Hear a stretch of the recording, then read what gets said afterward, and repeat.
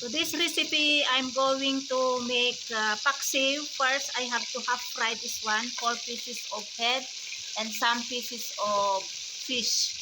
And this one, this is paya or paa ng baka. So this one, I have to boil this one, and tomorrow is I have to cook this one as paya curry. So my husband requested me to cook paksiw. So first I have to half fry this one, and my husband also buy 2 kilogram of fish and then 3 head. Yan, may apat pa dito na malalaki. So apat yung aking ipapaksiw and some pieces. Bali magpiprito din ako nito for our dinner kasi kagabi meron akong niluto pa na red kidney beans curry. So just I have fried this one and I have also paksiw. I remove already half fried fish and some pieces of fish. Now I half fry also this garlics, ginger and onions.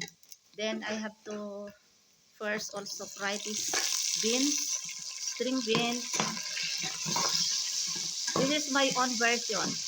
And this recipe is, today is 11th days Ramadan fasting. Paksiw with vegetables. My husband requested because he liked paksiw. Because many times also I cook paksiw then. Now it's his favorite now, this paksiw, also Fatma. Except Fahad, he don't like langga, he like also this paksiw. So we have to fry this one, half fry. I put also 1 tomato. Now we have to put now this eggplant.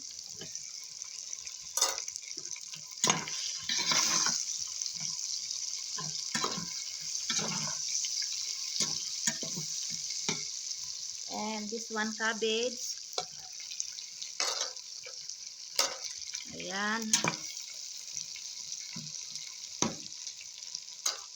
Now we'll put now this half fried fish head and together with the slices of fish. Now we have to put enough water.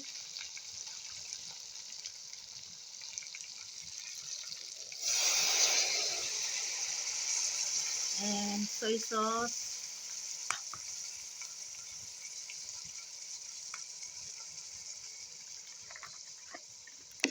Vinegar. Yan, kunti lang ang ang suka kasi ayaw nila ng maasim. Now we have also to put green chilies and lemon because my husband he like to eat green chilies. So lagay natin sa ilalim.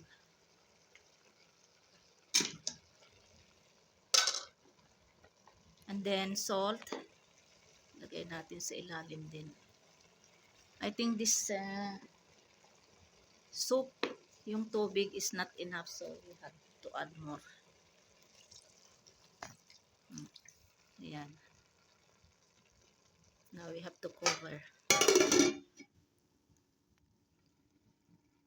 So this one I have to fry 9 pieces and the rest I have to keep this one in fridge. 4 pieces head and some slices of fish without head. First, I have to fry this junk foods or popper. Then, after that, I have to fry this pakora because 2 days I did not fry pakora. Then, after that, this fish. So, first, this popper. Oh, still not hot.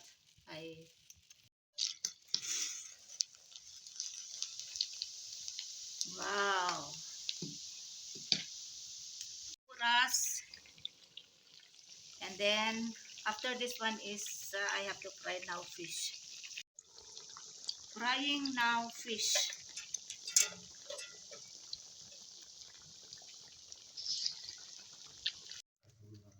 Paksiw is ready and we have leftover yesterday red kidney beans curry, and this is popper or junk foods, fruit chat, dates, fried fish, sharbot, pakoras, and chapatis.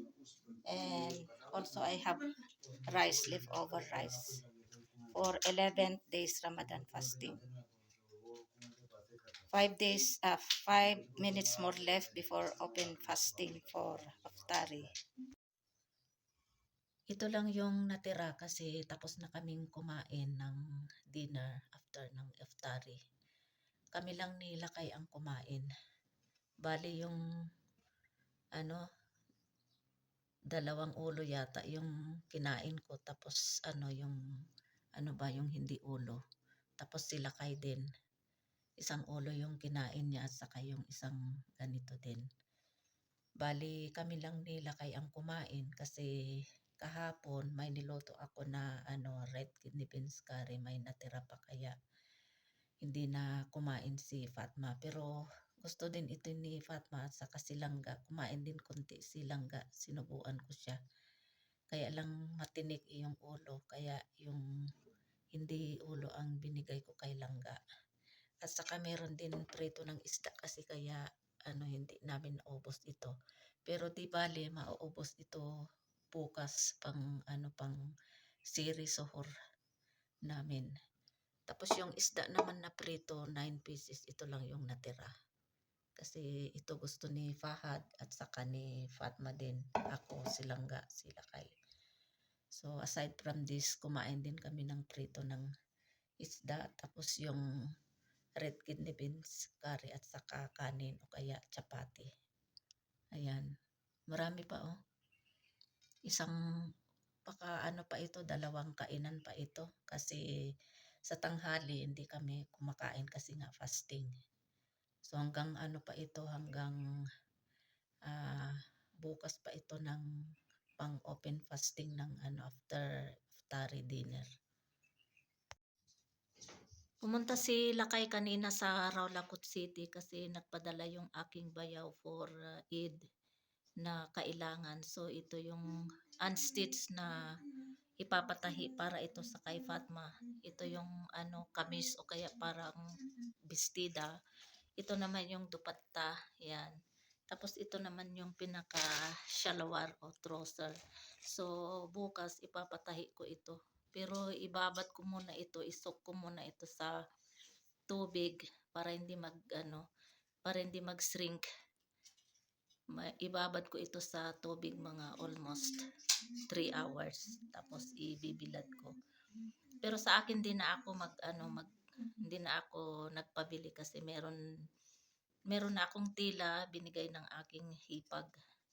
So hindi na ako bibili.